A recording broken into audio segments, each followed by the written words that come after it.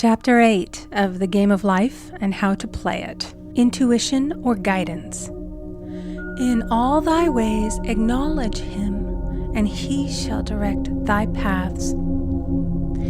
There is nothing too great of accomplishment for the man who knows the power of his word and who follows his intuitive leads. By the word he starts in action unseen forces and can rebuild his body or remold his affairs. It is therefore of the utmost importance to choose the right words, and the student carefully selects the affirmation he wishes to catapult into the invisible. He knows that God is his supply, and that there is a supply for every demand, and that his spoken word releases this supply. Ask, and ye shall receive. Man must make the first move. Draw nigh to God, and he will draw nigh to you. I have often been asked just how to make a demonstration. I reply, speak the word, and then do not do anything until you get a definite lead. Demand the lead, saying, Infinite Spirit, reveal to me the way. Let me know if there's anything for me to do. The answer will come through intuition or hunch, a chance remark from someone, or a passage in a book, etc., etc. The answers are sometimes quite startling in their exactness. For example, a woman desired a large sum of money. She spoke the words, Infinite Spirit, open the way for my immediate supply. Let all that is mine by divine right now reach me in great avalanches of abundance. Then she added, give me a definite lead. Let me know if there is anything for me to do. The thought came quickly. Give a certain friend, who had helped her spiritually, $100. She told her friend, who said, wait and get another lead before giving it. So she waited, and that day met a woman who said to her, I gave someone $1 today. It was just as much for me as it would be for you to give someone 100. This was indeed an unmistakable lead, so she knew she was right in giving the $100. It was a gift which proved a great investment, for shortly after that, a large sum of money came to her in a remarkable way. Giving opens the way for receiving. In order to create activity in finances, one should give. Tithing, or giving 1/10 of one's income, is an old Jewish custom and is sure to bring increase. Many of the richest men in the country have been tithers and have never known it to fail as an investment. The 10th part goes forth and returns blessed and multiplied, but the gift or tithe must be given with love and cheerfulness, for God loveth a cheerful giver. Bills should be paid cheerfully. All money should be sent forth fearlessly and with a blessing. This attitude of mind makes man master of money. It is his to obey, and his spoken word then opens vast reservoirs of wealth. Man himself limits his supply by his limited vision. Sometimes the student has a great realization of wealth, but is afraid to act. The vision and action must go hand in hand, as in the case of the man who bought the fur-lined overcoat. A woman came to me asking me to speak the word for a position. So I demanded, Infinite Spirit, open the way for this woman's right position. Never ask for just a position. Ask for the right position, the place already planned in divine mind, as it is the only one that will give satisfaction. I then gave thanks that she had already received, and that it would manifest quickly. Very soon she had 3 positions offered her, 2 in New York and 1 in Palm Beach, and she did not know which one to choose. I said, ask for a definite lead. The time was almost up and was still undecided when one day she telephoned. When I woke up this morning, I could smell Palm Beach. She had been there before and knew its balmy fragrance. I replied, well, if you can smell Palm Beach from here, it's certainly your lead. She accepted the position, and it proved a great success. Often one's lead comes at an unexpected time. One day, I was walking down the street when suddenly I felt a strong urge to go to a certain bakery a block or two away. The reasoning mind resisted, arguing, "There's nothing there that you want." However, I had learned not to reason, so I went to the bakery, looked at everything, and there was certainly nothing there that I wanted. But coming out, I encountered a woman I had thought of often and who was in great need of the help which I could give her. So often, one goes for one thing and finds another. Intuition is a spiritual faculty and does not explain, but simply points the way. A person often receives a lead during a treatment. The idea that comes may seem quite irrelevant, but some of God's leadings are mysterious. In the class one day, I was treating that each individual would receive a definite lead. A woman came to me afterwards and said, "While you were treating, I got the hunch to take my furniture out of storage and get an apartment." The woman had come to be treated for health. I told her I knew in getting a home of her own, her health would improve, and I added, "I believe your trouble, which is a congestion, has come from having things stored away. Congestion of things causes congestion in the body. You have violated the law of use, and your body is paying the penalty." So I gave thanks that divine order was established in her mind, body, and affairs. People little dream of how their affairs react on the body. There is a mental correspondence for every disease. A person might receive instantaneous healing through the realization of his body being a perfect idea in divine mind, and therefore whole and perfect, but if he continues his destructive thinking, hoarding, hating, fearing, condemning, the disease will return. Jesus Christ knew that all sickness came from sin, but admonished the leper after the healing to go and sin no more, lest a worse thing come upon him. So man's soul, or subconscious mind, must be washed whiter than snow for permanent healing. And the metaphysician is always delving deep for the correspondence. Jesus Christ said, "Condemn not, lest ye also be condemned. Judge not, lest ye be judged." Many people have attracted disease and unhappiness through the condemnation of others. What man condemns in others, he attracts to himself. For example, a friend came to me in anger and distress because her husband had deserted her for another woman.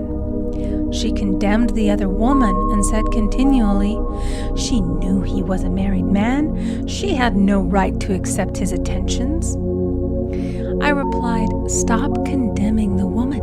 Bless her and be through with the situation. Otherwise, you are attracting the same thing to yourself."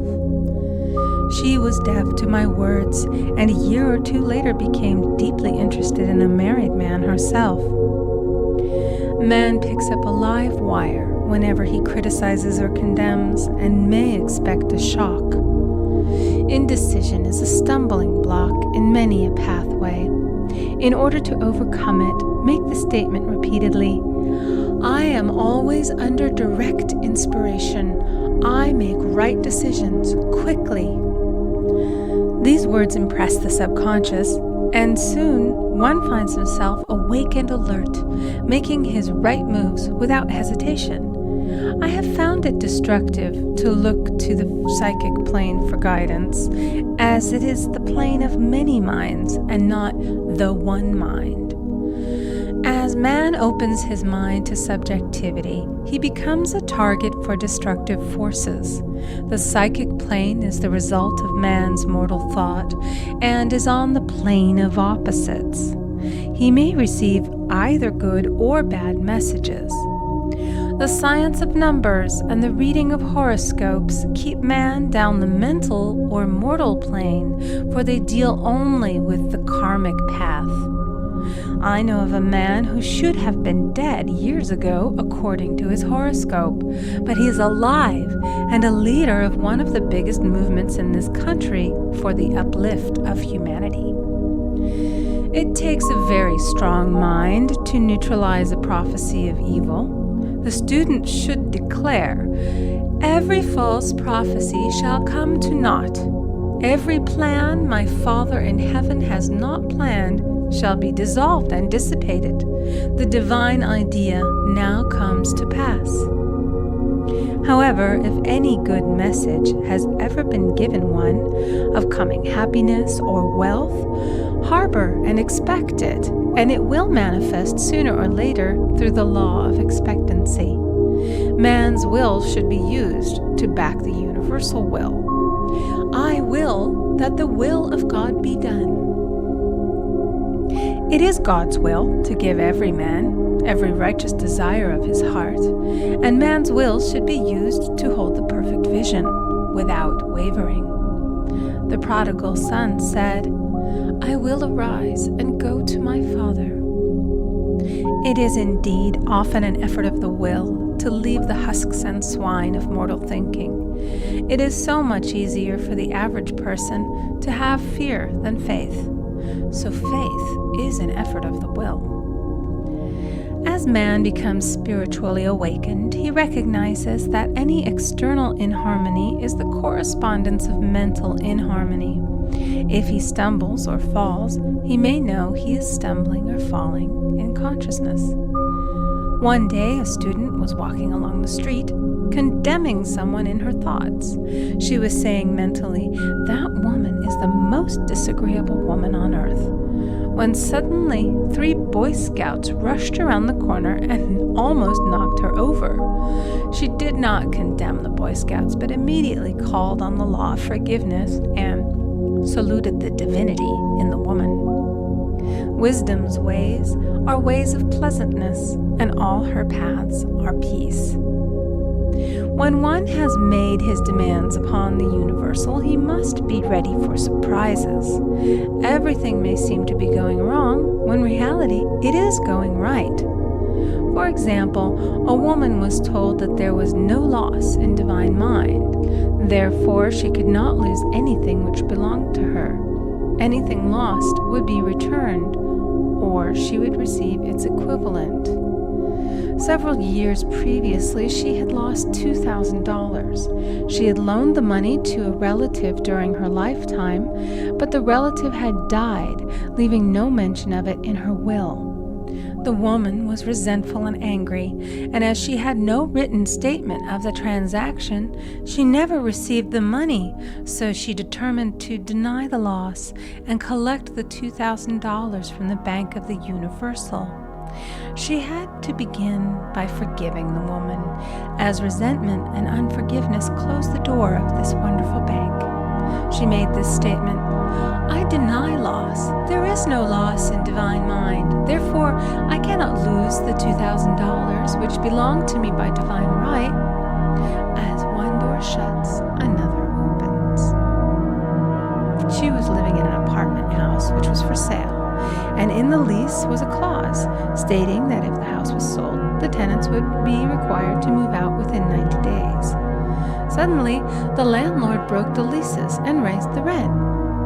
Again, injustice was on her pathway, but this time she was undisturbed. She blessed the landlord and said, "As the rent has been raised, it means that I'll be that much richer, for God is my supply." The new leases were made out for the advanced rent, but by some divine mistake, the 90-day clause had been forgotten. Soon after, the landlord had an opportunity to sell the house. On account of the mistake in the new leases, the tenants held possession for another year. The agent offered each tenant $200 if he would vacate. Several families moved. 3 remained, including the woman. A month or 2 passed, and the agent again appeared. This time he said to the woman, "Will you break your lease for the sum of $1,500? It flashed upon her, "Here comes the $2,000. She remembered having said to friends in the house, We will all act together if anything more is said about leaving." So her lead was to consult her friends. These friends said, "Well, if they have offered you 1,500, they will certainly give 2,000. So she received a check for $2,000 for giving up the apartment. It was certainly a remarkable working of the law, and the apparent injustice was merely an opening for the way for her demonstration. It proved that there is no loss, and when man takes his spiritual stand, he collects all that is his from this great reservoir of good. "I will restore to you the years the locusts have eaten." The locusts are the doubts, fears, resentments, and regrets of mortal thinking. These adverse thoughts alone rob man, for no man gives to himself but himself, and no man takes away from himself but himself. Man is here to prove God and to bear witness to the truth.